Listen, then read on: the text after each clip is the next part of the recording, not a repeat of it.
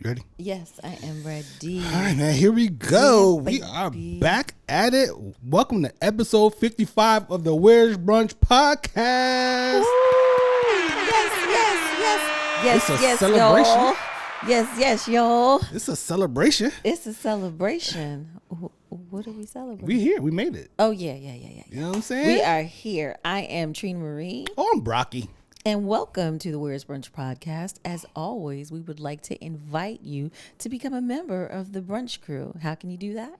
Well, by following us on any of the social media platforms at the Where's Brunch podcast, to include TikTok, Instagram, and Facebook. And you can also subscribe to our YouTube channel, the Where's Brunch podcast. And we're on all audio streaming platforms, Spotify, Apple, all those guys. Yep, as the Where's Brunch podcast. Where's Brunch podcast. Shout out to us. We getting there. We getting it. We are getting. I think we're gonna have a celebration when we hit 100. Oh, we definitely are. Like balloons, confetti, all that good stuff. Yeah, I think we should do all that. I think we should. And I think we should have like some of our, you know what I'm saying? Guests.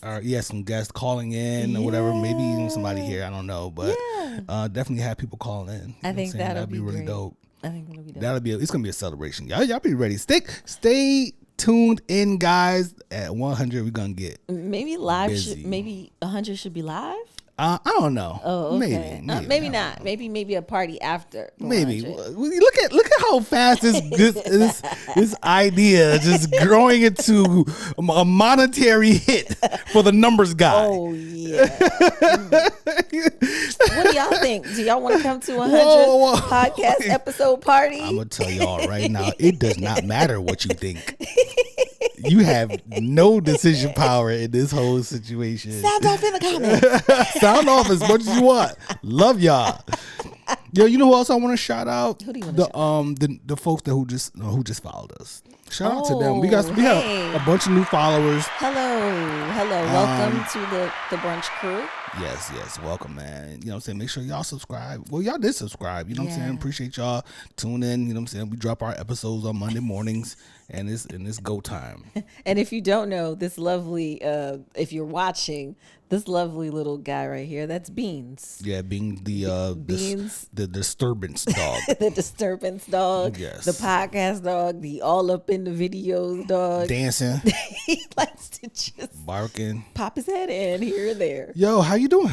I am doing great. It's been a day. I feel like, we just been kind of, perusing around the house and stuff. Yeah, we went to the movies and we'll talk about that a little later. But yeah, it was a busy day. Yeah, but really not busy. But not busy. You know, we were still here. Sense. You know what I mean? But you feeling good though? I feel good. How about you? You look good. Yeah, you know what I'm saying? Thank you. I wish y'all, the listeners, man, y'all might want to jump over to YouTube right now and see these pants right now. The birthday sparkles are continuing. The birthday sparkles are continuing. The shimmer. If you don't know, it is my birthday month. Mm-hmm. I was born February 3rd. However, I am still celebrating the entire week or month, and I was supposed to wear these pants out on the final day of the birthday, but we were in recovery, so I didn't. The birthday weekend. I didn't go to brunch to wear. This was an outfit. Oh, that was part of your brunch fit. This was a brunch fit. Right. Now, don't be mad if y'all see me later in this outfit because this deserves pictures. Listen, we're not celebrities. We don't have brand just sending us clothes. Y'all can if y'all want to. But if you want to. All you you're gonna see some repeats. Yeah, if sequins designers, holler at me. But yeah, so I felt like, okay, we're still celebrating my birthday because last weekend we went out for my birthday. Yes. And I got presents today in the mail for my birthday. Yes, Shout out to my kids. Hey, y'all. And so I felt like, let's keep it going. Okay, I can dig it, man. Yeah. Hey, listen, you get no opposition from me. I know. You know what I'm saying? I love to see you. You're looking good in your 49er Nation. Listen, you know what I'm red.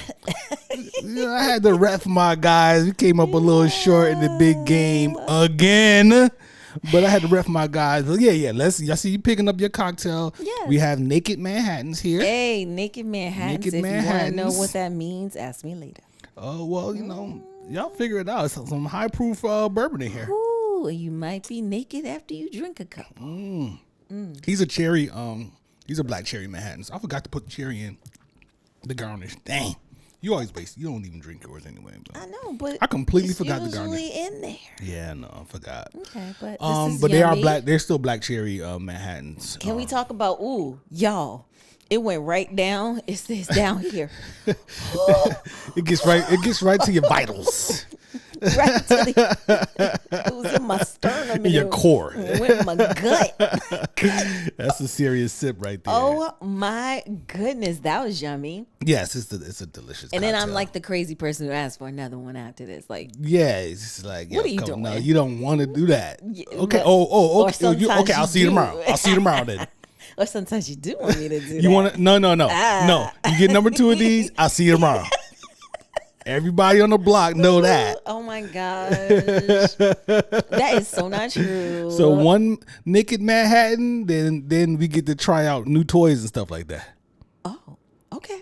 Did we ever tell y'all what happened when we went to New Orleans? Oh my God. To our children, please walk away. Oh, this is for the kids. Kids, y'all skip past this part. This is a grown folks podcast. Did we ever tell y'all what happened in New Orleans, yo?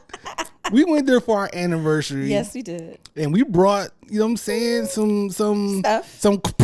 You know, is that the whip sound? Do we have to tell them what it was? Yeah, it was a whip. Okay. God damn it. I spent my hard-earned money on that whip. Some other, you know what I'm saying? Stuff. Some other gear. Some other stuff. Some other gear. Why you getting all red and blushy? We're adults. We're adults, but you know, a family member might be watching. And we clean up the morning. We're going to catch our flight coming back home. Yeah. And I don't know where we were when I realized that We were on a plane. we left all of our shit. Like it was in like a drawer. Don't worry, y'all. It wasn't in the same drawer as the Bible.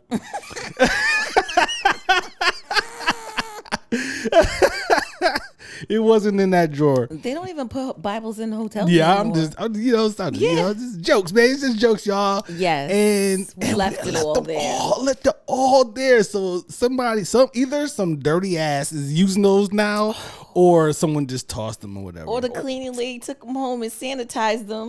Yo, it'd be funny. It would be funny if someone sanitized them. It would be funny if they didn't check the drawer and then someone came and got that room And was like, and opened that drawer and found that stuff. oh, the room comes with this? So that was October. And Yes. and I don't know if anyone out there knows how this goes, but you don't just like buy replacements for that unless you know exactly where you got the last stuff from. Right. Like you have to have the right fit. Trial and error. I'm not talking about physical fit. I'm talking about the fit for you. You know what I'm saying? For us, For us. Yes, so it gotta took be right. time to finally find, replacements to our stuff. To and our stuff. so, the path to actually use, because some stuff just came in the mail. Yes. Right? And the path to actually using this stuff is one Naked Manhattan, not two. And that is the point of my story, people. Got it. That is the point of my story. Say less. I got it. I'm here. Oh, man. I'm with you. So, 49ers down today. Yeah. We lost the Super Bowl. But you made it, okay? So celebrate the fact that you guys made it. Y'all played a good game. It wasn't a blowout. It was a crazy game. It was not a blowout, and it freaking went to overtime. Yeah, yo. I know a lot of our demographic is, women and whatnot. Please, just hang with us. We're not gonna stick. We're not. We're not gonna stick on the game itself at all. No, for a long time. Right, but it was a great Super Bowl. There was more to the Super Bowl, as always. We all know this. The Super Bowl. It garners the most television watched on most news on most. It's the biggest event. It's the biggest event of the year. Television, yeah. I forgot how many millions they said watched it. I think 134 or 123, something like that. Something like something that. To that. But we watch it for the commercials. We're watching it for the halftime show with Usher. What did he say? How did he say? Watch this. Yes. Yeah. So Usher came out for the halftime show. So I gotta take my jacket off now. I just wanted to rep for my team in the beginning of the show. But go ahead, babe. Go ahead. So Usher performed at the halftime show. I think at that point when we got to the halftime, y'all were still up. Y'all were still leading. at that I point? think it was a Tiger Man. Oh, was it Tiger? It was something like Okay, that. something It like was- So either way, we're all excited. Shout out to MC Light for doing the intro when Usher was coming out. Okay. Might be. It was like a parental advisory for dancing, gyrating. It's gonna get grimy. You know, watch your girl. You know, stuff like that. So Usher comes out. It was very much giving Liberace. He's sitting on the couch. He's got a cape, and then he gets up, and it he just had on all starts. white, right? And he had on all white. Yeah. And there was this whole big thing about what's gonna be the first song that Usher starts with. Like we had there was like literally The bingo. There's a Usher card bingo up card to play. I didn't hit bingo. Nobody hit bingo because he didn't do some of the songs that we expected. And there were certain things that he also didn't do that would have made you get bingo for Usher. So, but I thought it was a great performance. I understand that some of Black America was not happy with the performance. They felt like it could have been better. You can't satisfy everybody. You're not going to satisfy everybody. But from the clips that I saw of other people watching him perform, people were enjoying it. Like whole groups dancing in the house. It was a great halftime show. And it was Vegas, y'all. It was a circus. Yeah. And that's pretty much how Vegas shows are. You couldn't, like, Hov and them, they could not have Usher do the halftime show because of what he just accomplished in Vegas. Yeah, his residency, y'all. Yeah, come on, man. And it was great. He crushed it. Who he had? Lil Jon came out. Well, we started out with him. Oh, you gonna and count? then we're gonna go. Let's go in order. Then he had Alicia Keys came out. Yeah, and she did. So Lil Jon was dope, right? Lil Jon was brought the super energy. dope. Yeah, he brought the energy and He stuff. brought the A. I don't want to just gloss over Lil Jon. No, but I was gonna go in order. Right, but we're gonna go back and talk about each after you. Okay, go ahead. Yeah. So Alicia Keys. He brought out. We thought it was Kanye, but it was Will I Am. People thought that was Kanye. A lot of people did. I even I did didn't for think a that quick was Kanye. second. I was like, wait, Did they have that's anything Will together? I Am. Oh my God, because that's their song. Oh, okay. It's also a mixture of their Black Eyed Peas song. So No. I'm talking about him and Kanye. They don't have anything together. no, do they? but I thought maybe they did. Oh, okay. Like, it's something new. I can see where people thought that when they saw Did you see that. the whole mask? You I can couldn't see that, it look yeah. because Kanye walks around in a mask sometimes. I can see that. He brought out her. She did the guitar. I felt like it was a tribute to TLC and Left Eye. She looked very Left Eye-ish. Oh. She also looked like a grown-up Northwest. I thought that She does, she doesn't looks like she? what North is going to look like when North gets older. You know, she sang at the Super Bowl when she was a little kid. Yes, too? I saw that. Yeah, it's dope. How about that full That's dope, circle? that's dope. He brought out. I said Alicia Keys, her. Then we get to the A, and it's Lil Jon. Ludacris came Lil out. Jon, Ludacris. We're not gonna forget Jermaine Dupri and his Easter outfit. Ludacris, Lil Jon, Turned It Up. Will I Am. Was that everybody? I think that's everybody. Okay. And it was just like the A. He literally had Stripper poles. the roller skates. He did that. He did the outfit changes. He did 7 o'clock on a drop of In My Drop Top. That's the only line he said from the whole song. Yeah. But you saw the clock and it hit the 7 o'clock. Yeah. It was dope. But dope. that was all we got from the He got too many song. hits. He does, but I felt like it was some songs that I could have heard more of and Of course, less of of the other. course. I felt like Alicia Keys, she looked great. She started off rough. She's the note was a little. The note was a little rough. You know, But she's a human being. I felt like just do My Boo and get her off the stage. You could have gave the other song some more time. Nah, I like Alicia Keys. I'm not gonna let you hate on Alicia Keys like that. I'm not hating on Alicia Keys. What I'm saying is just do My Boo, because at first she came in playing the piano and it was a gorgeous entrance with the grand piano and it was red and the cape and The tail on her dress like covered like half the field. and then it flew off and there was another cape and all that. I didn't need to hear the start of Some People Want It All and I Don't Want Nothing at All. Just get right to My Boo. Yeah, they just wanted her to play the piano, it seems. Yeah. Right? I guess. But you know, I'm not mad at your argument because it's a very limited amount of time. Yes. Typically it's like 12, 13 minutes, I think. And he got 15 minutes. He Asked negotiated for more. extra. Yeah. You know what I mean? So I understand that, but you know, I love Alicia Keys, so she. Yeah. It was dope, but it was dope. Yes, at the end of I that. thought it was dope. I thought it was great. However, there might have been a little bit of upstaging immediately following his show, and we can get into that after. So Oh, I don't even. Okay, I'm not sure what you're talking about there, but I'm curious. Okay. What else? Let me see. So, okay. So, are we moving on from that now? Are we done talking about the Super Bowl already? The performance. Anything else you want to get to? I love that the stripper poles came out. The what? I love that the stripper poles happened. Yeah, it was dope. They said he brought the A to Vegas or something Yes. to the Super Bowl or whatever, however he said it and whatnot. So great performance from Usher. I had no complaints about it, to be honest. I enjoyed it. I watched everybody complain on Monday, and I was like, oh Yeah, it's the internet, man. You know what I'm saying? Everybody always gonna complain about something. And then afterwards, some of the internet chatter was about his hug on Alicia Keys. Mr. Steal Your Girl. Mr. Steal Your Girl. Mr. Steal Your Girl. He has this reputation now. Whenever someone brings a lady to his Vegas show, he's touchy-feely. He's gonna be touchy-feely. Yeah. And he, hugged up on Alicia Keys from behind. They're performers. What do you want them to do? Well, she is a married lady. She's a married performer. A married performer. I agree. I don't see anything wrong with it. However, how would you feel if that was your wife up on the stage and a dude was hugging behind her, rocking back and forth, and it happened to be Usher? If my wife was a performer and I was there during the rehearsals and I know the dude personally and clearly, I'm not gonna have a problem with it. Okay. It's just performance. Okay, cool. People are so goofy. They act like Swiss Beats was at home and didn't know that Alicia Keys was performing. He with an apron on, cooking, and he didn't know Alicia Keys was performing at the Super Bowl. And he saw this stranger hugging up on her on like they act like he didn't know what was going to be happening. So I saw another little chatter that said that Alicia Keys and Usher used to date way back when they were like teenagers. Okay. And I was like, I mean, nothing.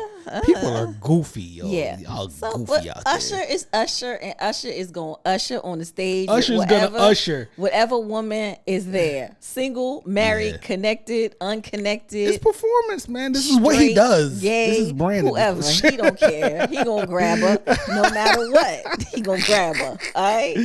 Oh, gosh. He gonna be out there grabbing whoever. Whoever. What's the little rapper? Care. What's the little rapper name with the cornrows? The female rapper. She's never mind, man. Young M.I.A.? Yeah, he gonna be hugging up. He gonna be hugging up Young Ma, Young M.A. He might. Usher don't care, yo. He don't care. That guy's gangster, man. It's a trip. But it's been a full week for Usher. Yes. So Usher has appeared on the covers of a few magazines. Okay. To include People magazine, where he got pretty detailed into his past relationships. I like the way you said detailed. I like the way you said that. Detailed. Yeah. Okay. So he went on to make some admissions during the interview. Some confessions? Some confessions. Hey, come on, man. I'm here. Look I'm at here you. for this. Look at you. You're here for this. So Usher has now admitted that he proposed to Chili, one of his former girlfriends. So before we even go there, which is, I knew that's where you were going, but we forgot to talk about the fact that he got married. He got married that weekend in Vegas. He got married right after the Super Bowl. He got married right after the drive-in chapel. Yeah, with the wife. He did the whole Vegas thing. And the kids are in the back. You can see the little picture and all of this stuff. Shout out to them. Really cute. Shout out to them. That's dope, man. That's cute. It was so cute. I thought it was really, really cute. I thought it was very Vegas. Can you name the most Brocky response to that you could possibly imagine? That anyone could possibly imagine? When I heard that, what do you think the most Brocky response to that was? That was on brand or rollout? No. I didn't know he had a girlfriend. I didn't even. That's my first time ever hearing about her. No, it's his longtime girlfriend. I had no clue. And they got 2 kids together. I didn't even know he had kids and either. A daughter. Didn't know he had kids until that moment. And then he's got the 2 boys with the other first wife. Okay. And then he's got another second wife. This is his 3rd marriage. I know. Is that not the most Brocky response? Okay, yeah, he don't know. I got to clue him in. So Chili. So we're going way back 3 wives ago to Chili, where he's admitting that was the love of his life, that he proposed to her, that he was heartbroken when she declined. He explained that she didn't think that he was as in love with her as he was. He said he was extremely in love with her. In the quote, he said that growing up, her picture was on his wall. And he said that she was his superstar. Damn, man. Chili, why you do that? And he also mentioned that she had some very strict guidelines and rules about the relationship. Really? She's very Christian. Oh, religious, and she's very like what she will and won't accept, and she's a single mom, all those things. And he said he couldn't really get with a lot of the rules, right? But he was in love with her, and he missed her, or they were missing each other. An interesting thing. But she didn't think that he was really as in love with her, and I think she might have also thought that he was young. She was like 9, I think maybe 8 or 9 years his older senior. than him. Okay. Yeah. That's an interesting thing that he couldn't get with her rules, but he was in a relationship with her to the point where he felt comfortable enough to propose. Maybe because he thought that marrying her would relinquish the rules. That's a goofy approach to things. Bro, I hope that's not what you did. And but he's 20-something. What do you think? Yeah, I don't know, man. Back then, you're young, you're dumb, you're full of, Yeah. You don't know no better. So that was an interesting thing. But so a question. So like handling rejection, like where do you go from there if you're in a relationship and you propose and she says no? And I'm just gonna say she because it's very rare that a woman proposes to a man. She says no. Where do you go from there? Is it salvageable or is it pretty much Splitsville at that point? Well, I think it depends on the relationship and what you guys have established. Is it something that you feel like, oh, it's just too soon for me and I'm not ready? And can we be in a relationship a little while longer, maybe grow some more, learn some more about each other before we decide? Or that's tough for a man's ego. Or you might be, like, no, I mean, I don't divulge too much about my previous relationships. Right. But there was a point that someone was going to do that. I'm going to leave it all out. I'm not going to name anything. What? And I said, if you're about to do that, don't do it. Who was it? Jose? Travis? Stop it. Emmanuel? So I said that. I said, if you're about to do that, don't do that because I'm not there. Don't do that, bro. Because I'm not there. And it's a mature thing. At least I don't want to hurt your feelings and you get all the way up to getting ready to do that. Don't take me to look at rings. I don't want to look at rings. I'm not there. Oh, man. Yeah. Dang, that's rough. You do. You have to. And it's all about maturity. Yeah, for sure. For sure. It is. And openness. So I do have I have a follow-on question for this whole Usher proposed to Chili and got rejected thing, right? So you ever hear the saying, people say that if they got hurt, like they're in a relationship and someone hurt them somehow, right? Maybe they were ready to go to the next step and the person said no, they rejected them, or maybe a person cheated on them, they really wanted, like Future always talks about how bad Sierra hurts him. Like he talks about that in his music, right? So you know what I'm saying? Like, and then you think about Future, the image that he portrays in the public or whatever of being like a monster, right? So my question to you and to the audience out there, the Brunch crew, who creates the most monsters, men or women? And a monster is a person who maybe was on a right track, like faithful, trying to be in a relationship, and then whatever this person did to them, they became something else out there in the streets. They became a monster. Who creates the most monsters, men or women? Yeah, come on, y'all. What we talking about? Let's go. So you want me to answer? Yeah, I want you to answer. I would say in our brown relationships, in relation to what I've been able to witness, I would say that while women often get hurt in relationships, I would say that because of when a man opens up and becomes vulnerable to a woman, and then he may get hurt, he usually becomes the monster. So women are creating the most monsters? Women are creating technically the most monsters. I love the tone of your voice right now. Black women's delegation. I really want to ride with y'all on this one, but I have to be honest and say that a lot of times, whatever the thing, there's a lot of factors I would think that goes into this, though. There are a lot in y'all defense. Absolutely, because it might not have even been an intentional hurt that occurred. Yes, intentions aside, right? But when the intention is there, and no, that's straight up.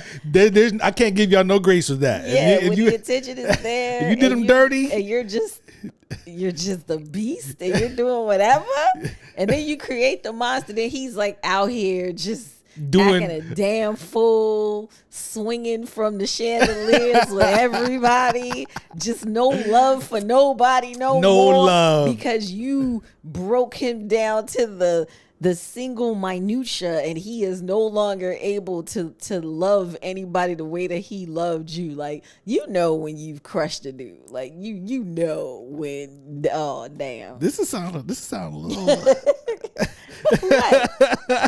what? But there's a lot, so in women's defense, there's a lot that goes into the reaction to being hurt. Yeah. Right. So a woman gets hurt and she has an emotional situation. She's not necessarily going to lash out by going out here to just destroy any heart that she can find. Right. Whereas for a man, of course, the ego is involved. The ego is a very sensitive thing. It's a real thing. Yeah. And it's like, depending on the level of self-awareness of this man, he might run out here and just try to destroy every chick he possibly can find. Smashing everything in his path. You know what I'm saying? Or whatever. Yeah. So that monster, I think it's easier to create a monster in a man than it is for a man to create one in a woman. So how that phrase, who hurt you? Who hurt you? Because you be knowing. You can see him. You be like, who was she? Who was she? Who did this to you?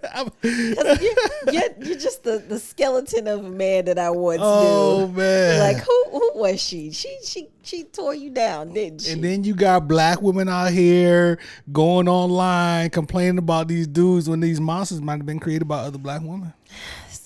This is all life, yo. It's life. It's rough. Man. It's rough. And when you're young and dumb, you just do all kind of foolishness. What's y'all? I want to hear. We always want to hear from you guys. Yeah, please. Like, what do y'all think? This is definitely going to be. This might have to just be a topic Tuesday to follow up. Oh gosh. Who creates the most monsters, men or women? I want to see if the men are going to be honest and actually say something, because it's always the women who are always commenting when we post these up. So we doing this now? Yeah. The men don't comment. Can I say something to these dudes? Yes, go for it. You bitch ass niggas. Jesus Christ.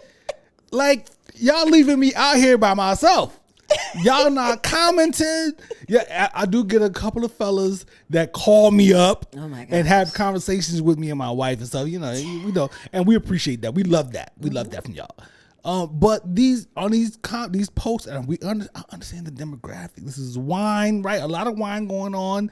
You know what I'm saying? And we talking about relationships and stuff like that. Dudes don't want to talk about that kind of stuff, I guess. But why not? Like, why not?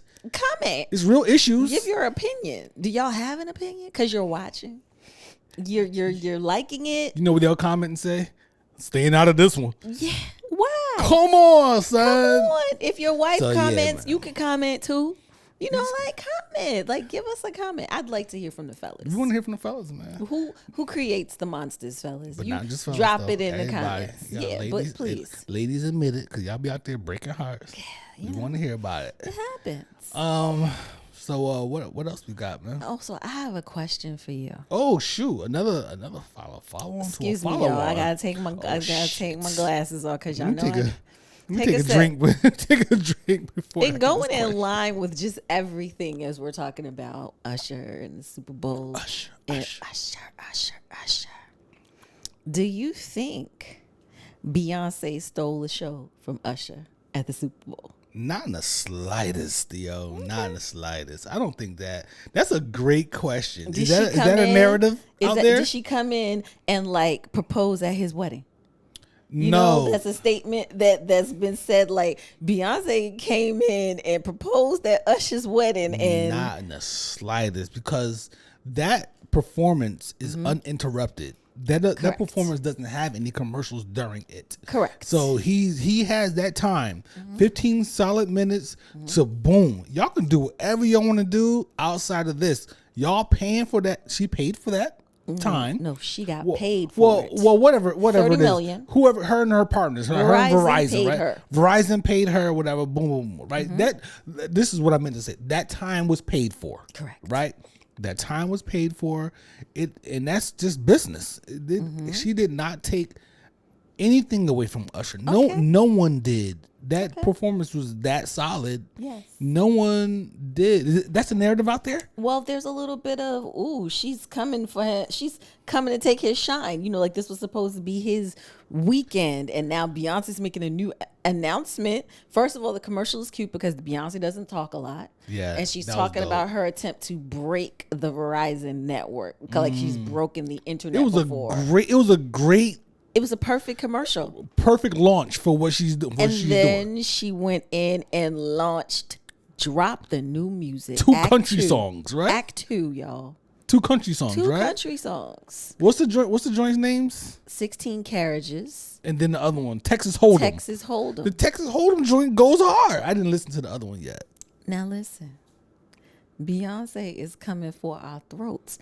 I heard she's gonna go back on tour. Yeah, that's what I heard. With this country album. Yep. Beyonce, we ain't got no more money. I know tax season is about to happen. So Beyonce about to what? She about to wait until tax payments start, and she gonna launch the concert. You gotta look at this with positive light and energy. You might get to wear your silver boots again. At this point, them boots are coming out again, all right, y'all? I got silver your cowboy Beyonce boots. My silver cowboy boots are coming out, okay? I'm gonna be line dancing with some short shorts on. I'm gonna pull them same shorts out that I had from the concert, and we gonna wear them somewhere and get this line dancing going to these songs. Hilarious, man. So yeah, Beyonce is coming for it all. Like the country music, dropping the country music. Yes. So instantly, of course, we all got the response. Yes. That we knew we were gonna get. Country stations said we're not playing this. We play country music. We don't play Beyonce, which is a completely idiotic thing to say. Because any musician can make country music. If you play the music, you play the music. And why you send that in an email? Why y'all do that? Right. Why y'all do that? We don't play Beyonce. Because the Beehive just totally took over and called and crammed your network. Destroyed them. Until y'all decided that y'all was going to play the song. They beat them into submission? Yes. And they started playing the song. And now Beyonce has broken a new record. She is the first woman to launch country music and be at the both number 1 and number 2 spots concurrently at the same time. Shout out to her, y'all. Shout out to B. Now listen, y'all, all y'all cousins, all y'all family out there. When she come to the Country Music Awards, I'm gonna need y'all to let her perform. I'm gonna give her album of the year and all that kind of stuff. Don't, be nice. And everybody promenade. I saw a meme. And I so felt this in my heart. We now have a reason for why we learned square dancing in gym class as a child. The Beehive is crazy, man. Y'all wild. Do your partner. Square dancing. Promenade to the left, promenade to the right. All that gym unit on square dancing, we now know why. We were learning that stuff. That was crazy, yo. Why did they make us do that shit in school? I don't know. Are they still? Is that still a unit in school right now? This all built up for this moment. For this moment, we are ready. Okay. What did I go back to episode 54? Yeah.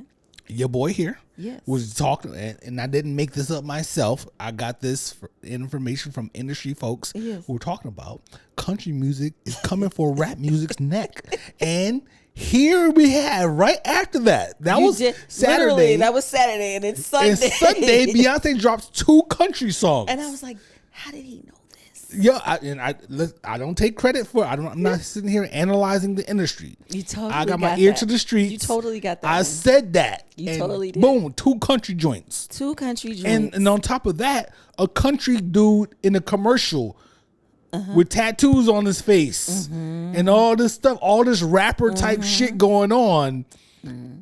Airs was that during the Super Bowl? Yeah, who was it? Post Malone? No, the country dude that came out Tracy recently. Chapman dude, the one that has the that dude. I know you're talking about that commercial. You know what I'm saying? Like, is out there now. And it's like, ooh, this is interesting. Yeah. But we won't, we won't go back. You know what I'm saying? Well, I kind of do need to go back.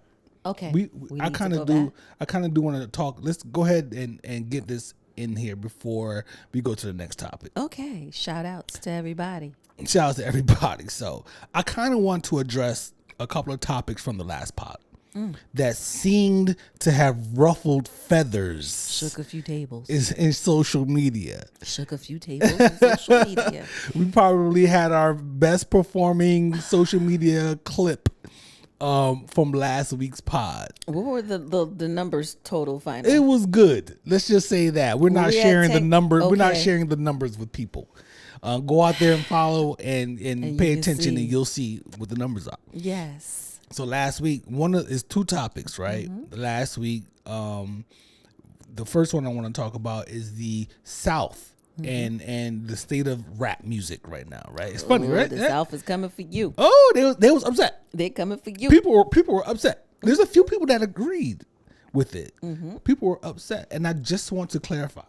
Yes. There are tons of dope Southern acts. Outkast. So everyone says Outkast first. Yes, even though they haven't put out music in 45 years. Goody Mob. But, Goody Mob hasn't put out music for 55 years.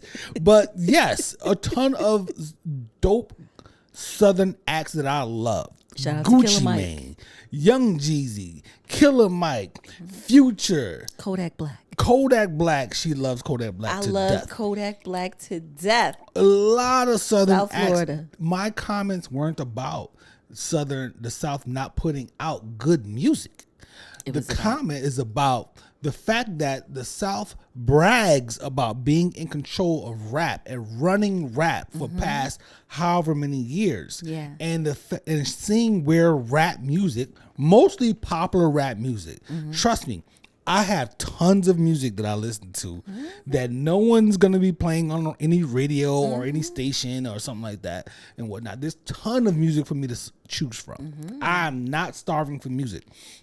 But the popular, you know what I'm saying, the rap that's running things right now, and with the state of the industry, the professionals, the analysts, and they're saying how rap isn't selling. Yeah. It wasn't charting. Last year, it was like very minimal charts. Yeah.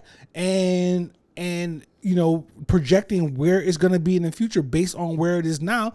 The South, being that y'all was in control for so long, you have to take some responsibility for where rap is right now. You have to. That was my point. I am willing to continue arguing for as long as you all want to argue. I love it. We got so many comments off of this. Yes. And the next one? The next topic, we got even more comments. Shout out to y'all. Shout out to y'all. I love you guys. So we talked about the Christopher Columbus syndrome. I'm not going to spend a lot of time on this right now. We're not going to spend a lot of time because I have a quick statement for everybody. Okay. We had a lot of hate comments. Yes. A lot of people coming at us talking about we were racist. We love y'all. About all these different things. It's impossible for black people to be racist. I wanted to tell all the people that left the negative comments, we appreciate you guys. Thank you. And fuck y'all. Please stop by again. That's it. The truth hurts. Next topic. What are we talking about next? Well, after that one, okay. Well, we're going to move on to today.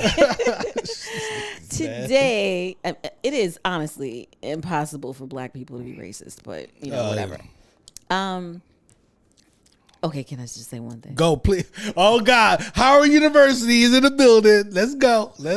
I'm sorry. I just have to say this. Just in reading some of the negative comments, I just wonder if any of you paid attention in elementary and middle school regarding your history topics. Yeah. Whether it's world history, American history, geography, just anything. Because some of your comments showed me that you checked out about the second grade. Oh, man. And I, as a former educator of world history, social studies, civics, and all those things, it just made my brain kind of confused with the commentary that was posted. And these are adults who are posting many times with hidden to the profiles, best of our knowledge. To the best of our knowledge. And they're also, they don't show their profiles. You don't see their faces. You don't know if it's male or female. They're hidden profiles, basically. But they have YouTube accounts and they want to comment. And I'm just wondering, your educational status. Did you finish school? Because some of this is pretty common knowledge. You were actually ready to respond to some people, and I told you, do not respond to these people. Do not engage. Do not engage, yo. Do not engage. I spent a good solid year on Facebook arguing with racists. It was fun. I'm not gonna front. Me, my boy Joe, and my boy Donnie, we were destroying these people on social media, and we realized that it's really just an exercise in futility, depending on the intention. It's futile. Yeah, listen. So then it's like you got to put it in perspective. Like, okay, this is fun. I'm just doing this for fun because I'm not changing anyone's minds. I just question where was everyone during social studies, civics, American history? They ain't teach all that. Baby, they ain't teach us nothing in school. But I mean, or did we not pay attention and did we not learn? Because if you're questioning things like, or if you're saying things like Africans are still living in huts and there's no development in the continent. We're not going to dignify some of those comments. But I challenge you all to go back and, No. Research. No, I'm not going to let you do that. Okay. Y'all stay exactly where you are. Stay exactly where you are. We're not challenging you to learn or admit anything. Stay where you are. That's where we like you. Jesus, help us. Next. So today, we had the pleasure of going to the movies. We did. It's been a while. We haven't been in a minute. Shout out to that. So. It is Black History Month, first and foremost. Let's acknowledge that. And we have some dope Aquarians who've had birthdays come and pass. Mm-hmm. From Oprah Winfrey to Michael Jordan to the late, great Robert Nesta Marley. Hey. So I love the way you did that. Thank you. We went to see One Love, the Bob Marley movie, which was sponsored, or not sponsored, but supported by the Marley family. Yes. All of the children. You get a message from Ziggy. Okay, before. A little. Do we need to do a spoiler alert? Okay, some spoiler. I mean, alerts. Everybody knows the Bob Marley story. You know well, some of the young people if you watch, might not. Yeah. Who cares? We don't care about that. Some of you TikTokers who made posts about the movie being horrible. Yeah. Jesus. Well, go. So yeah. Okay, so I did like that in the beginning of the movie. Yes. Before it started, Ziggy came on and welcomed you to the movie and said that this was supported by the family. Yeah. Basically, this wasn't no unapproved release of a movie. Yeah, that happens a lot. That does happen a lot. And also, Brad Pitt is an executive producer. How about that, yo? Shout out to Brad Pitt, yo. Yeah, bro.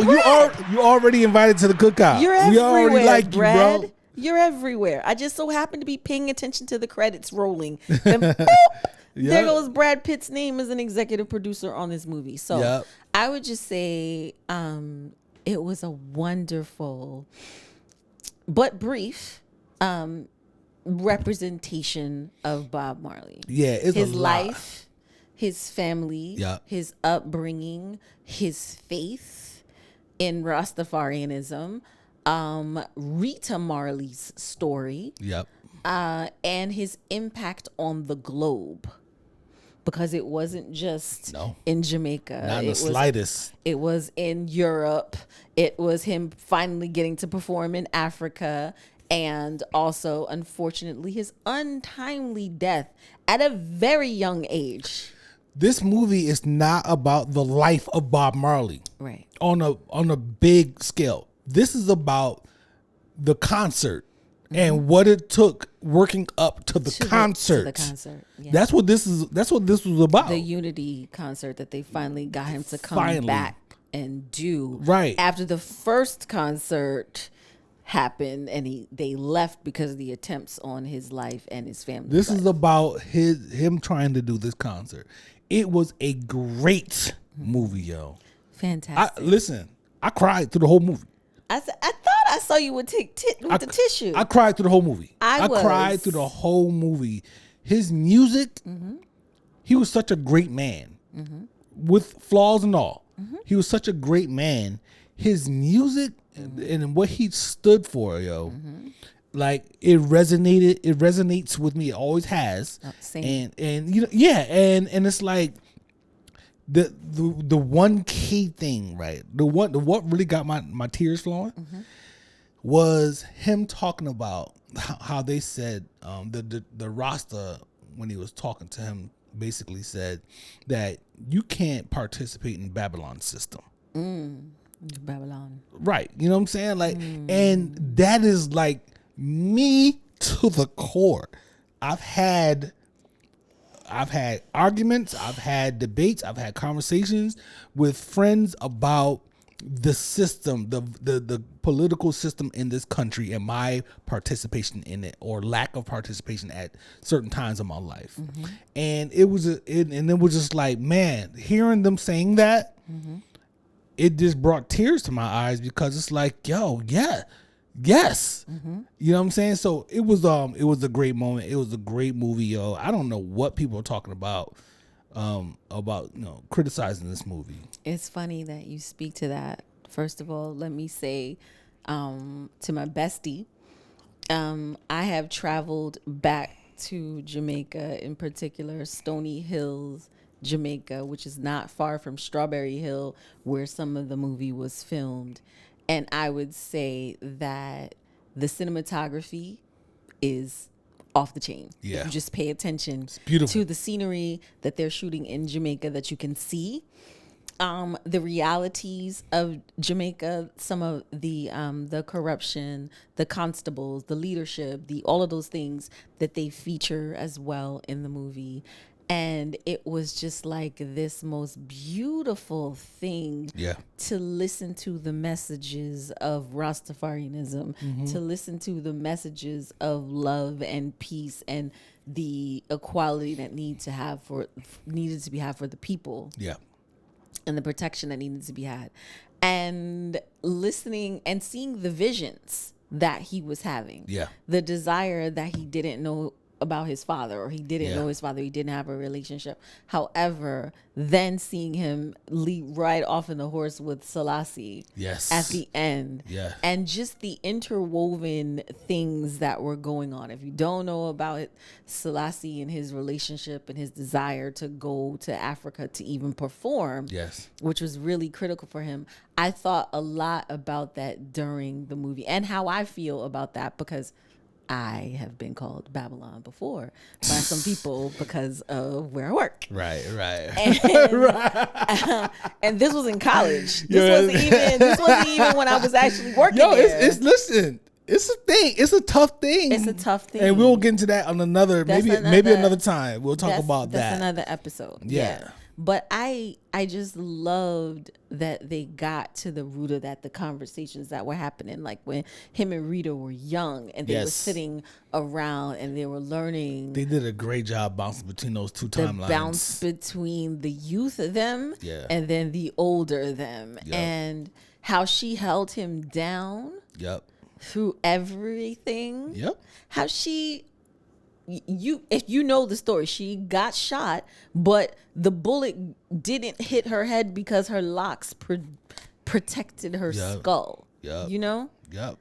I thought it was magnificent. It was great, yo. I loved that movie. So it was really good. Great. And I thought about all of the time that I've spent in Jamaica, the many times, and how free it feels there, how the Ras speak to you there, how the love and the welcoming, even though there are some areas that are impoverished and the people are struggling and they're not getting, they're just dues and stuff, and seeing him speaking about the equality that the people need and the people, deserve from the government. Yeah. It was great, man. I loved it. It was beautiful. It was beautiful. Great. I loved it. You know what it made me think? I want to ask my mom about that period of time when he blew up and became a global phenomenon. Like, what was that? What was that like? What was the impact like? You know what I'm saying? Because they saw artists. We've seen artists blow, right, and go crazy, and see the impact that it had on culture and all other things. So, because I had the album here, like the vinyl. So I know she was up on it, and my mom and dad loved reggae and stuff when I was a kid.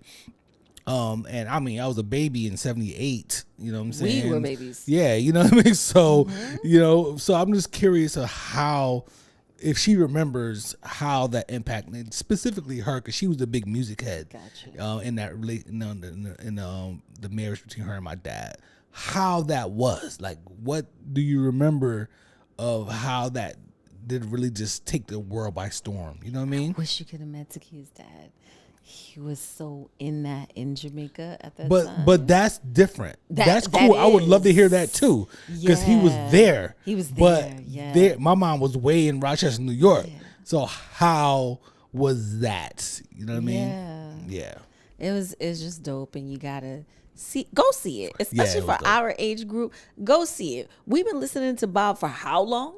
Right? Go see the movie. I think that the gentleman who plays him, this is an Oscar-worthy performance. What was his name? What's his name again? Oh, Jesus.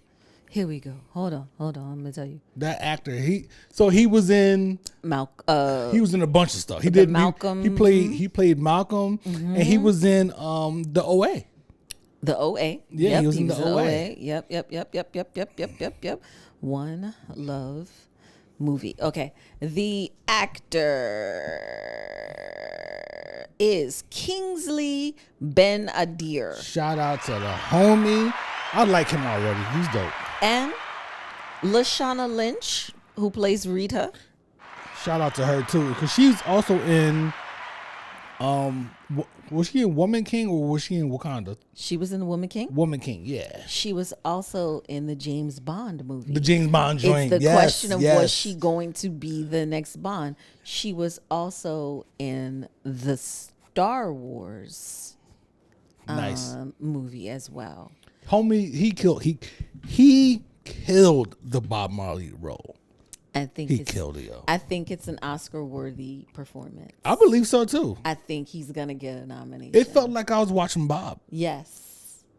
It was dope. Yeah, I mean, listen, it wasn't like this cheesy, fake accent. Cool Runnings. Yeah. It wasn't Cool Runnings, right? Exactly. You know what I'm saying? Like he crushed that. Yeah, I was impressed. I mean, from the running, because we always would see video of Bob running. Yep. The soccer playing. Yep. The interviews. There were key interviews that Bob has done that we've all seen from our childhood, and they redid those interviews, and I felt like he captured the essence of those interviews. And I would say about the movie, my biggest, I remember thinking to myself, did he ever make it to Africa to perform?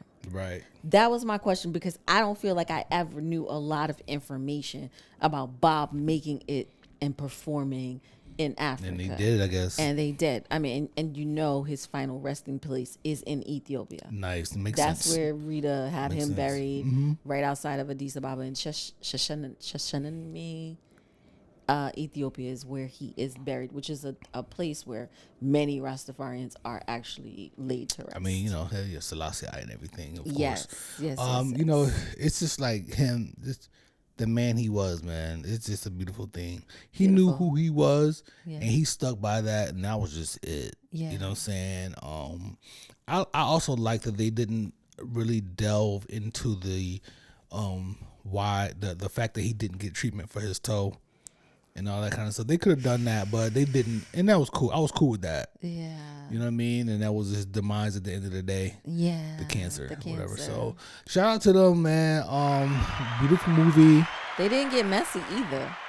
Not at all. I thought that they were gonna show at least one of the other mothers confront Rita, but they didn't. So it was dope the way they did it though. It was like, listen, he heard about Rita having another man back home, and she like, okay, well, listen. While you were away, I was human too. Yeah. I'm only human, right? You know what I'm saying? Like, I've been taking care of these other kids that you had outside of our relationship. Welcome into the home. Nigga, I had somebody holding me down when you was gone out here in Paris. In the streets or whatever. I'm taking care of these other kids. It's not mine. So that was like, that's some real shit right there. Yeah. That's real. I believe Rita had 5. Right. I believe. And he has a total of 11. 11 kids. 11 kids. Jeez. Yeah, 11 That's documented serious. kids. That's serious. That was serious. I mean, I thought about a lot about what he spoke and what he stood for, and social justice and all of those things. Man, he was just, that he was dope. about. And I think about like growing up in my youth and how I was allowed to like basically investigate all types of things. Right. Right. Like, listen to Bob and learn about what is Rastafarian. Just like learn about that. Yeah. I was reading about Black Power with Kwame Ture. Yep. And reading about all those things and having those foundations as a young person and moving forward with that in your life. And like you said, it kind of makes you decide. You take a stand on, okay, I'm gonna deal with this, but I'm not gonna deal with that because I know that this is some BS. Right.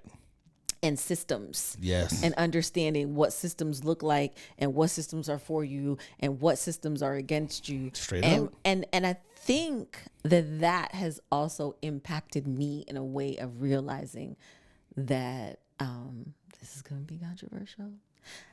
I don't belong here. Hold up. You need to pause real quick and just throw that out there. But I think in my in learning and investigating for myself in my youth and moving through life along the lines and education and work and all those things, you then come to a place where you realize like this is not necessarily the place for you. Yeah, no doubt. And we talk about that all the time. It's part of our plan. And when we talk about the diaspora, I think that many people, if you do take the time and investigate and realize what the systems are that are created, then you understand that maybe there is a better space for you to thrive and grow and feel like a whole human that is appreciated and not depreciating in a society that you live in, and you can go somewhere else and feel more of a whole person. And I just felt like he definitely knew that he wanted to get to Africa and perform. And that going back to Jamaica was also a thing for him to also do. And I think that there's this thing for all of us in the diaspora that's calling all of us back. Yeah. Oh, yeah, for sure. For sure. When I speak about it, I say I've caught myself saying go back. I've never been. Right. You know what I mean? I've caught myself saying go back. And we won't get deep into this now. We talked about this a little bit on the show before, but we can get into it another time. Yeah. But yeah, for sure, he was pulled, and I'll actually go a little bit against something you said. I don't know if going back to Jamaica wasn't really part of his plan. Well, he really was trying to go to Africa. He was trying to go to Africa. He didn't want to go back and do the concert. Right. And they had to convince him to come back. You got to go back right. and do it. And which is a great idea, of course. It was beautiful. Yeah, it was a But beautiful he was like, listen, I'm trying to go to Africa. You know what I mean? So man, what once again, yo, great tears. I was crying the whole time. Tears. It was definitely. It was ridiculous. It's something that you feel. If you feel it in your gut, you feel it in your gut. You feel it. Pause. Okay. Indeed.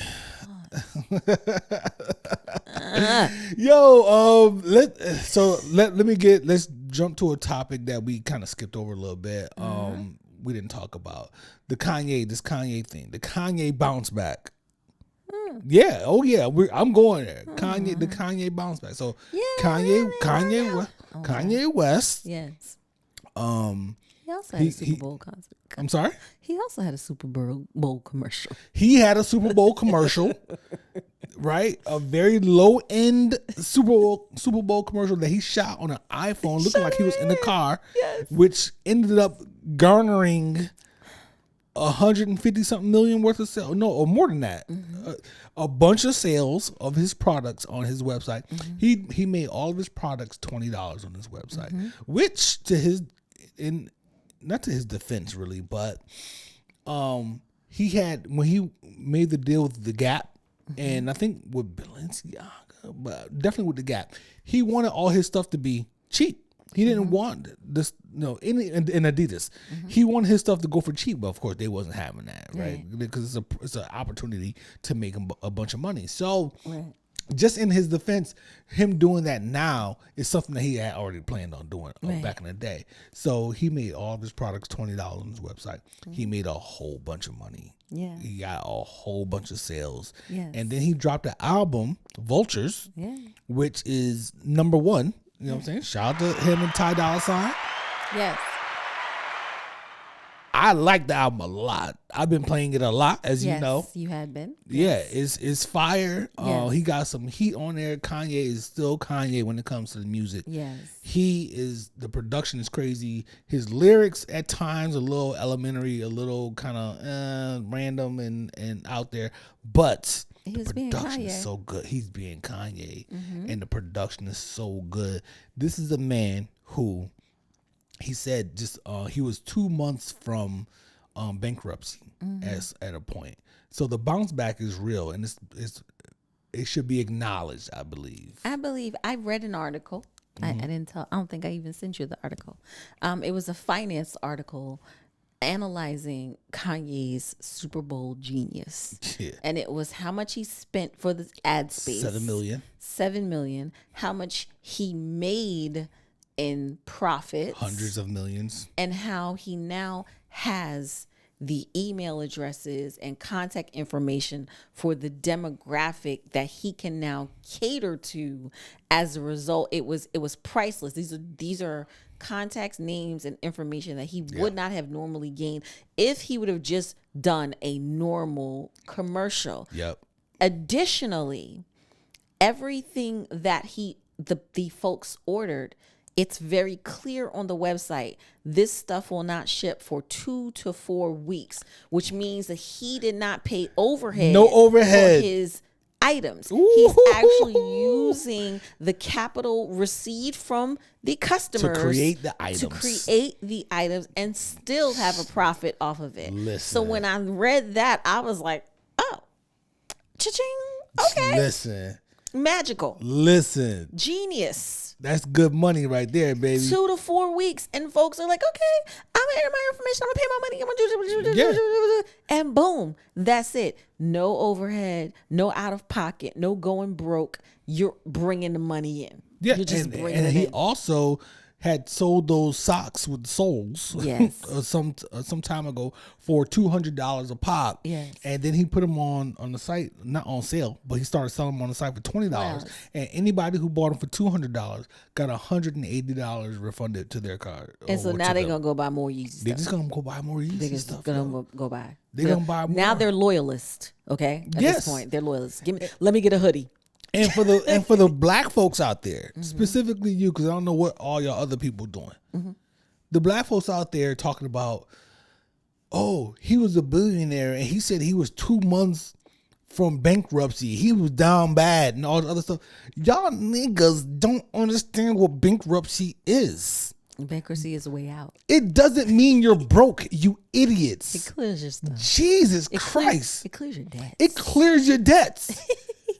Look at Trump. He's done it a gazillion times. Rich people, they file bankruptcy all the time to clear their debts. Yes. You imbeciles. Like, stop saying like, oh, it's like in our culture, for some reason, in our communities, bankruptcy, and I used to think this way until I learned. Yeah. Bankruptcy means you're broke. Well, you have to It doesn't mean that.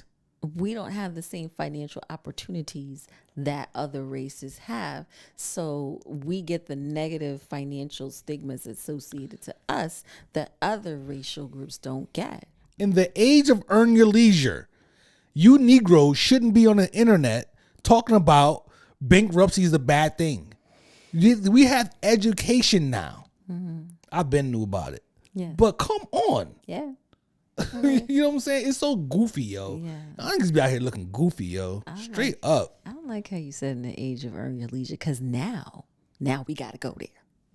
What? Earn your leisure is earn your leisure. I mean, y'all give those brothers credit. Oh, they are doing a fantastic job in financial literacy and conversation. Oh, you talking about this topic you got? Okay, yeah. Let's go. Let's go to the topic you got. Let's go to the topic. Shout out to Earn Your Leisure. Okay, I thought you were about to say something crazy about my guys. Y'all love them. No. You got a topic. Let's go. I have a topic that appeared on Earn Your Leisure this week. Too funny, man. Too funny. I mean, you did it. You did the No, perfect. Yeah, yo. Earn Your Leisure. I'm gonna play this. Hold on. Oh, do you want to play it? I think I downloaded it so I can play it. Okay, please. I think I downloaded it. Please play this. Let me see. Hold on. Y'all. Oh, Jesus. Let me see. Where was that at? I feel like I need a refresh of my drink. On Instagram. Yeah, that was on Instagram. You see? Refreshing your drink. See? Not supposed to. Ian says. Hold on. Let me see if I can edit this out. Hold up. Okay. You want me to send it again? My thing is, if I'm in Playa, Cabo, what was BD's wedding at? Lake Como, Portofino. We go all around the world. If you can't afford to fly yourself to meet me, and I'm gonna take care of everything before, during, and after, and if you fly yourself out, I would have given you the money back. But I want to see if you're gonna invest into yourself first. And I think just like women have a standard. Don't call me sassy for it. I don't want to hear that shit. We can go right back to my place, and there's a vibe. You know what I mean? And be done. So I want to see if you will invest in yourself, and if you want to put some skin in the game, or are you just here for a good time and a good moment? I think in 2024 everybody got to have higher requirements. My thing is, so he's talking about women, right? Mm-hmm. If you want to go on a trip, you need to show me that you can pay for the trip yourself. Is that what he's saying? If you have some skin in the game, or if you're just here for a good time. If you're just here for a good time. Yeah. Okay, so how do you feel about this? I just want to say, I'm not going to call Ian sassy, but wanting a woman to pay and wanting to why? No, I'm going to ask you because you're a man. Mm-hmm. Why are men out here feeling like they need to test women? Number one. And number two, what is up with men and this all of a sudden I'm the prize syndrome that seems to be going around in our community? Because I can't speak to any other community. All I can speak on is this community and these gentlemen who become of a certain stature and they feel like they are now the prize. So now they need to make women do X, Y, and Z to garner their attention. Can what was the first question again? Why do men feel like what? Why are men out here feeling like they need to test women? Because he said that he wanted to see if she would pay her own way and invest in herself. You know why men are out here testing women? No. Because women are testing men. That's why. They out here getting free meals, purposely getting free meals with no intention of being anything else with this dude.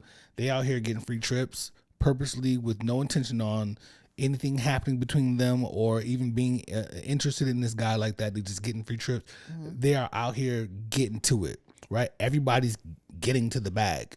So now men are like, you need to show me your own bag.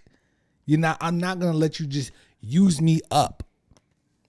I'm aware of what women are doing out here. So the women who are not out here doing that, now you have to suffer because there's other women out here manipulating and trying to get over on men by getting free stuff.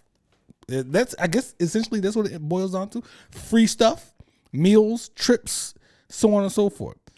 But if you invite me to Lake Como, Portofino, whatever, for a wedding or whatever, and I've got to now get my hair done, get my nails done, get the outfit for the said trip or whatever, you invite me and then you expect me to pay my own way there. Hold on. What does all of those things have to do with him? Yeah, I got to get my nails done. I got to get my hair. Like you because said that, there's an expectation. That's a factor. I'm not going to show up at a wedding in Portofino looking like an unkempt person. But whatever you decided to spend, like, so what you spend on yourself, right? Mm-hmm. You, Trina, Marie. We've talked about this on the show too. There's other women out here who have made a conscious decision that they need all these things, these 25 things, 25 expensive things to make themselves look however they look. Whereas you have maybe 3 and you look amazing, right? So how is that his problem that she has made the choice that she has to go through all this to get herself to whatever financially, that's her responsibility. Okay. But then you still want me to buy my own plane ticket.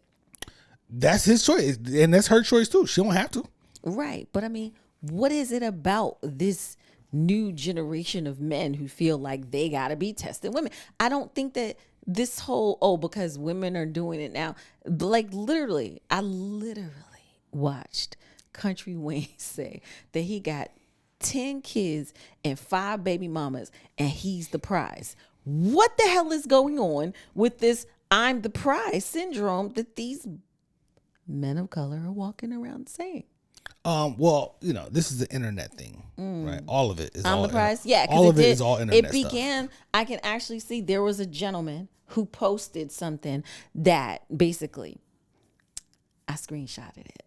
I screenshotted it because I needed to understand more what this young man, this baby was saying. This baby. Who was you, Monique now? Monique's words. Oh, little Monique voice. Listen to what he says. CJ is king. CJ _ is king. Now that I'm JD'd, meaning his bar, he passed the bar. I've entered into a new arena of black men, and I'm in this arena. All caps, I'm the prize now. Don't just take my word for it though.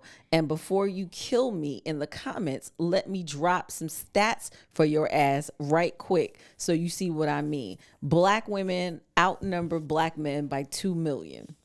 Black women don't want to deal with a black man who's gay, down low, or baby mama issues, or has a felony conviction record / in jail, which collectively is a large percentage of our race. Unfortunately, as statistically, 37% of black men are in jail, while 1/3 of black men have some form of criminal record. Black women typically don't want to date down and prefer to have a black man that is in the same playing field as her or higher, well, statistically, only 7% of black men are professionals. With the massive criteria that black women don't want in when dating a black man, then they essentially drastically limited the dating pool of viable black men, with the majority of black women are currently after, which means everyone doesn't get picked, and statistically 70% of black women go unmarried. Not true. That is not true.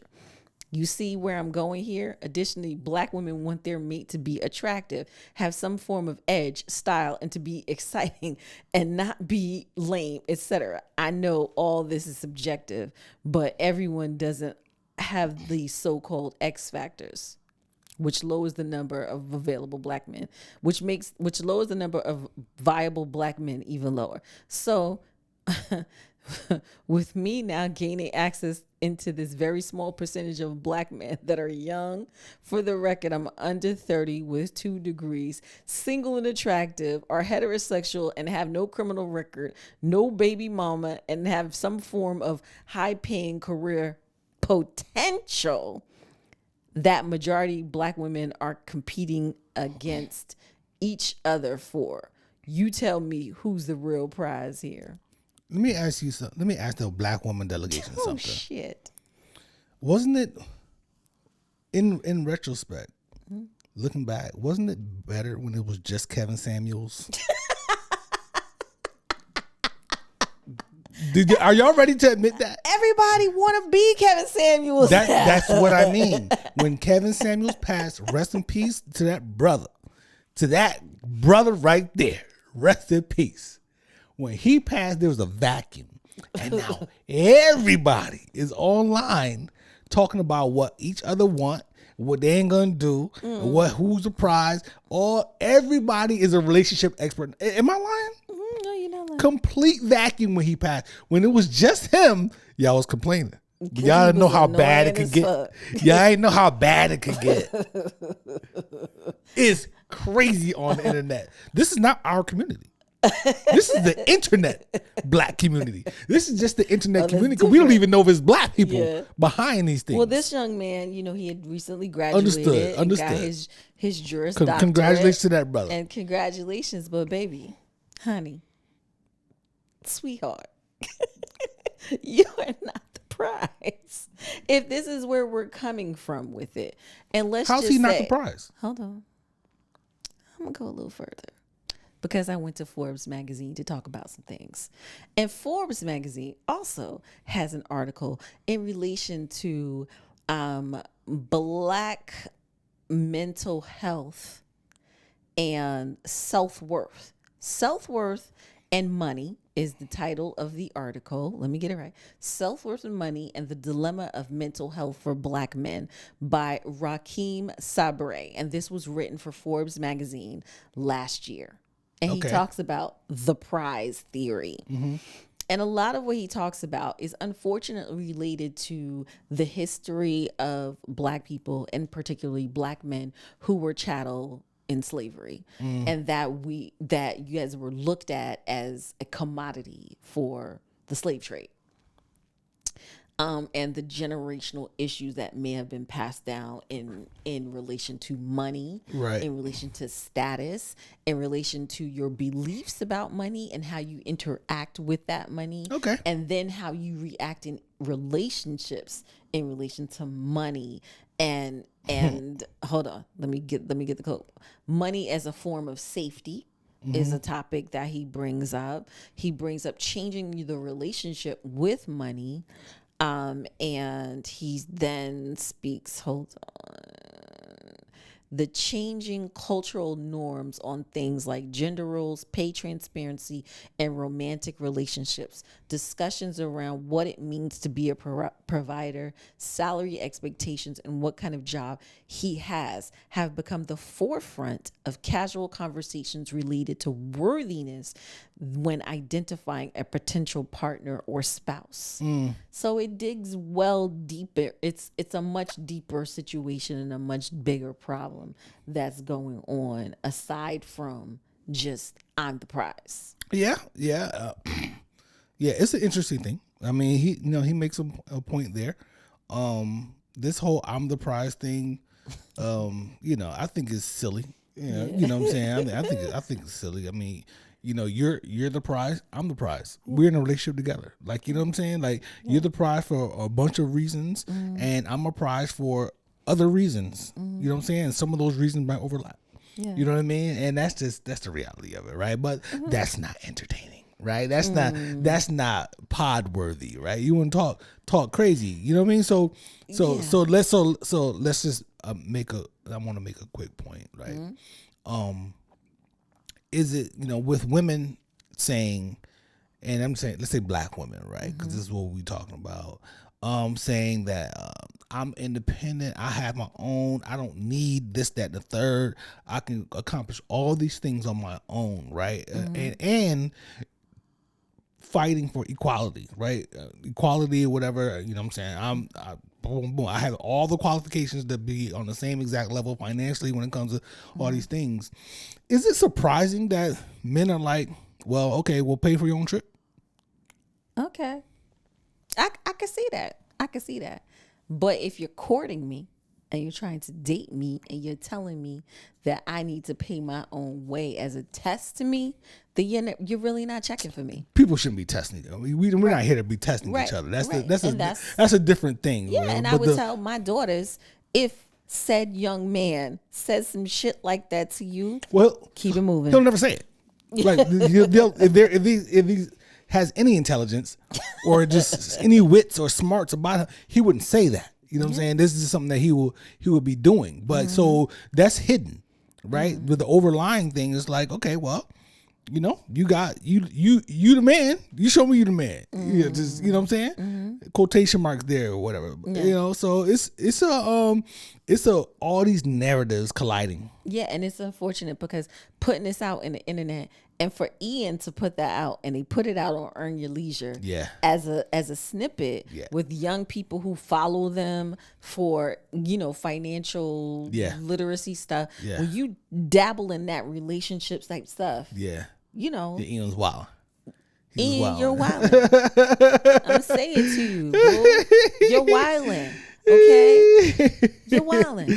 But you know, part of this is, you know, we all learn from the great Joe Budden, right? You create narratives, and he gonna say, "Don't call me sassy." You get the internet going. I had to send it to you. I was like, I happily submit this BS, and I was like, "Oh yes, let's do it." I can't wait. I can't wait to talk about this BS for the podcast. I can't wait to talk about this. Oh my gosh. So speaking of Joe Budden.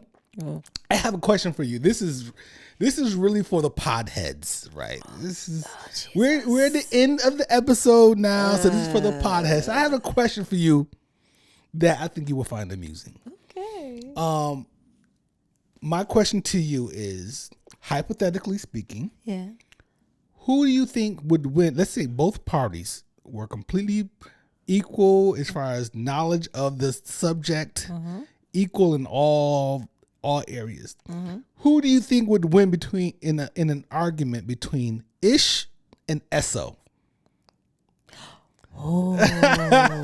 Hey, shout out to my dudes, yo. Shout out to both of y'all brothers, man. I love those dudes. First of all, we need to see this happen. Okay? We need to see this happen. This is like, this is good. Cause it's just so emotional when he gets on his topic and that leg the foot starts twitching and stuff, and then Esso is like, Esso is rah too. So just for those out there who don't know, Esso is from Bag Fuel. All right, podcast. Yes. And Ish is from the Joe Budden podcast. These are two brothers that we both enjoy.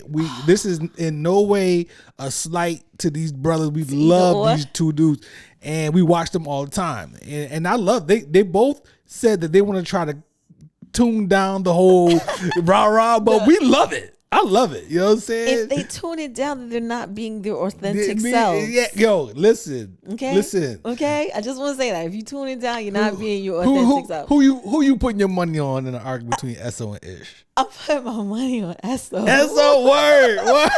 I was afraid to say it. Esso, my guy, son. Because I kind of want to say Ish, but no, I feel like it's Esso. I've watched Esso enough now that I feel like Esso is going to win it because Ish is going to blow his top. He's just going to But Esso be blowing his top too. I know, but Ish blow his top to the point where you don't even know what he's talking about at some point or another. Joe be having Ish going on. Joe takes him there so fast. Oh my gosh. Yo, I love it, yo. Can they please do an interview together? Well, Ish has been on Backfield before. But they didn't get into an argument. I mean, you know, he's a guest.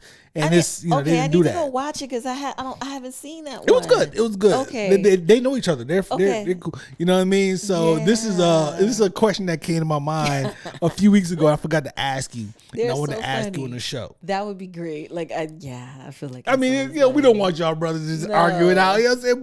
But it is funny because both of y'all are passionate. Yes. About an array of topics. So many. And we would that's just a funny thing, man. That's very funny. Shout out to those two dudes, yes. yo. You know what I'm saying? Ish and Esso. Those two of my top personalities on I enjoy the backfuel snippets, and of course when you watch Joe Budden without me, I'm always on Sundays.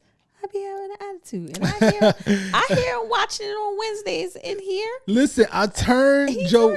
I turned on Thursdays. You're out of the equation for Thursdays. I'm in here working, but Sundays sometimes he turns it on when we're still in the bed, and so I'll be like, let's see what they're talking about. I want to see what Mel has on. I want to see what Mel is talking about, like all that kind of stuff. So, and then sometimes like I'll turn it on, and while it's on, you're on your phone doing everything else, because and then you're asking me what they're saying and stuff, and I'm like, I gotta pause it and tell you what they said. I mean, if I'm listening for a topic like that appeals to me, and then I'll pay attention. Indeed. You want to watch? You want to talk about what we watching? Oh yes. We're the Where's Brunch podcast, as you can see, and here's what we're watching on TV. Excuse me, partner. Can you keep that shit down? You see me watching TV. Hey. Can we pause for a second? Because why is Suge Knight releasing naked pictures of Tupac from the jail cell? Oh, man, listen, you're not even gonna get that shit no. What in the hell? Okay, so we watched the season finale of Kanan. Spoiler alert, yo. So we're gonna wait for a second for you to pause it. Spoiler alert. Spoiler alert. Don't listen to this part for the next I don't know how many minutes. Don't, because we're gonna listen and just have it spoiled. But listen, it's been a week now. If you ain't watch it yet, it's on you. It's on you. Okay, we watched it. Oh man, season finale of Kanan was crazy. Wow. Arguably the best power content of all. The original Power, the first however many seasons was complete fire. And then it kind of got crazy for a while. But this shit right here, this Kanan shit right here. Courtney Kemp, you're doing good work. That's the writer. Oh, yeah, okay, that's the writer. I think. Shout out to the actors. I don't know all their names and whatnot, but homegirl Rock, she's classically trained. We talked about her before. There you go, boom. Young man that's playing Kanan. Mackay, I can't think of his last name. Dope, you know what I'm saying? Yeah. Everybody's been really good in this series. Yeah. So the series finale, the season finale. Shit. So this season we saw, when we talked about it on the show, we saw Unique, who was played by Joey Badass, get quote unquote killed off. And I say he wasn't dead. She said he wasn't dead? Nobody turned up. I said all he did was just roll him down in a ditch. Yeah. And I said nobody has ever been found. There was no funeral, no nothing. He ain't dead. And multiple episodes went by. Everybody his brother Ronnie came in, got the connect, all this stuff, whatever. They getting the heroin going. Yeah, crazy. And all this other stuff. He's competing with Rock. They tried to kill Rock. There's a lot of stuff that happened and whatnot. And he's working with Rock's son, Kanan, and some other folks and whatnot. And it boiled down to this last episode. And when he tried to kill Rock, that's where it went too far for Kanan. Yeah, Kanan. So basically somebody pulled up on Rock at a stoplight and did a drive-by, tried to shoot up. She pulled off. She got away. Kanan found out about it because Famous came to the apartment and was like, yo, are you good? And he's like, what you talking about? Yo, somebody rolled up on your mom's and is she okay? Somebody tried to shoot up Rock at a stop sign and all that kind of stuff. So, then Kanan went to Snap and Pop Is that their names? Yeah, I believe Snap so. and Pop, he went to go see them like, yo, he's coming after my mother. That was never part of the, it's never cool or whatever. And they try to act like they're Geneva as always. Switzerland. Switzerland. Yeah. Switzerland. They try to act like they're neutral. They're not in it, but they're totally in it because they instigated all of this stuff. Yeah, for sure. Because they wanted Rock gone. She has a problem with Rock, clearly. Yeah. And they tried to negotiate. They tried to have a conversation. Marvin tried to meet with them about it. All kind of stuff to try to clear this up. And then ultimately it came down to Kanan. And then on the other side, the Kanan's dad, who's a police officer, is trying to convince Rock to take out to make her brother take the rap for everything because the police are kind of closing in and getting on the trail. They think it's him. Yeah, and he's like, yo, Marvin gotta take the rap. You know what I'm saying for this whole thing and whatnot. And boom, towards the end, at the end of the show, Ronnie's there. They kidnap Kanan. Kanan gets kidnapped in front of his cousin. Yeah. In front of his jukebox. In front of jukebox and whatnot. So they negotiate. They want $500,000 or whatever. They come with the Rock and Marvin comes with the money. Now the other brother is in rehab, right? For alcoholism. Lou is in rehab. And so Marvin and Rock go and the cop and Omar Epps. And Omar Epps. They go to get the exchange of money to get Kanan and whatnot. Yeah. And this is to Ronnie. So Ronnie's talking, they negotiate to get the money and whatnot. Kanan walks up behind Ronnie, bang, pops him in the head. Yeah. Well, first when Rock said let Kanan go, he said, I can't hold what wasn't being held. Right. So it looked like they all set this up. To get. Yeah. That's true. Great. I'm glad you said that. You're right. So it looked like Kanan stepped forward to Rock like, oh, I'm in on this with Ronnie. You got played. We getting this money. And she throws the bag over to Ronnie. And Ronnie is looking in the bag or whatever. And then Kanan comes up behind and boop, shoots him in the head. And then Rock turns to Kanan's dad. We brushing over a little bit. We want every little detail. And shoots him. Kills him, too. Bob kills Omar the daddy. Epps is done. Omar Epps is dead. He got shot in the head. There's no question here. He ain't coming back. And boom. So they're like, all right, they all know that we're all together at this point. Kanan, Rock, and Marvin. And let's go. They get the money. They walk out. And when they leave, a figure walks out from the back and stands over the dead body. Stands over his brother's body. It's fucking Unique. Unique is back. Unique is back, yo. I told y'all. Joey Bad 50, good one. Very well done. Well done. I told y'all he wasn't dead. She said it. You said it. Unique you know what I'm saying? Nobody back. Unique is back. So he's a strong character, man. Remember, I was like, they can't be getting rid of this character. He's a strong character. Extremely strong. So yeah, that was a hell of an ending to the season. Everybody went nuts. I stopped scrolling Facebook because there's so many spoilers. Yeah. And people just going crazy. Facebook suggesting power groups to me. That I'm a member of. And then there's posts that they show you. Yeah. And there's spoilers in the posts. Yeah, you know people are posting in their story. Just in their Facebook timeline, they're posting, oh my God, I can't believe. And I saw what happened was I clicked on Saturday morning and a friend was like, y'all are so trifling. You ain't even giving people a chance to watch the show before y'all posting the spoilers. You come on Friday night. Friday. Yeah, Saturday morning, I saw people posting about they was pissed. Yeah, it's crazy. That people were posting the great. spoilers. Well done, y'all. Well done. Shout out to the power, you know what I'm saying, universe for sure. Yes. I'm still not hooked enough to watch Tommy again. No, Tommy. But, I'm looking forward to what's his name? Tariq coming back for a season. But next up, actually, March 1st is BMF. BMF is coming back. We'll get back in there. Yeah, we'll be back to Lil Meech. Yeah. It's not as good as Kanan, but it's cool. No, it's not. But it's, Yeah. It'd be some ridiculous stuff. Yeah. Anyway, man, good stuff. Good time. Great. You know what I'm saying? I always enjoy this time with you. It's fun. It's good. It's good. It's a great time. I don't know what we're going to do for dinner tonight, but Right. It's late too. And it's late. Yep. Yeah. I love you though. I love you more. You know what I'm saying? Thank you. Thank you for being, for being amazing. Thank you. What I I'm saying? appreciate it. And I love doing the pod. This is always a great time. We have fun with you guys.